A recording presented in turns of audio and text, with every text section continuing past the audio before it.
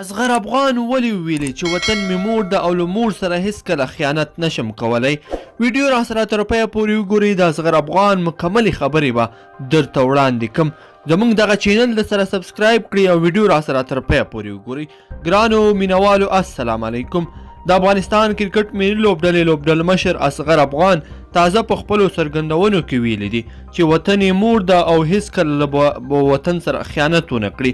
هغه نن سهار له ملي ټلویزیون سره په خپله مرکه کې وویل چې افغانستان ورته دومره لوی نوم درناوی او عزت ورکړی دی ځکه مخکې به خلکو د اصغر او مهاجر په نوم یادوه، خو اوس یې خلک په نړۍ کې د اصغر افغان په نوم پیژني. هغه وویل چې دا ورته مهمه نه ده چې څوک لوبډلو مشر دی یا وي دي، خو هغه تل د هیواد لپاره لوبه کړې ده ځکه چې همدې وطن دې مقام ته رارسولی دی او دا یې په تصور کې هم نشي راتللی چې له هیواد سره دې خیانت وکړي.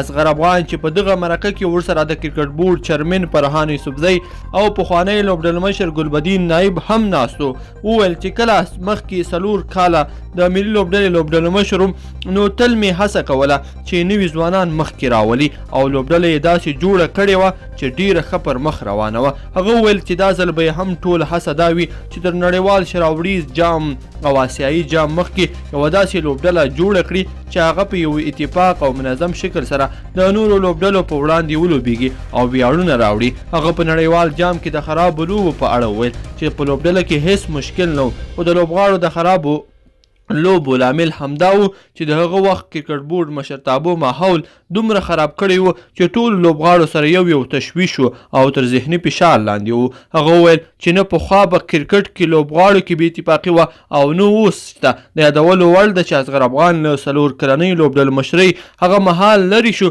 کله چې د 2019 کال نړیوال یو ورځنیو لوبو جام ته 2 میاشتې وخت پاتې و. نوموړی تیره ورځ یو ځل بیا د افغان ملي لوبډل مشر وټاکل شو. ګرانو لیدونکو په دې هیله چې دغه ویډیو مو را سره تر پایه پورې کتل وي.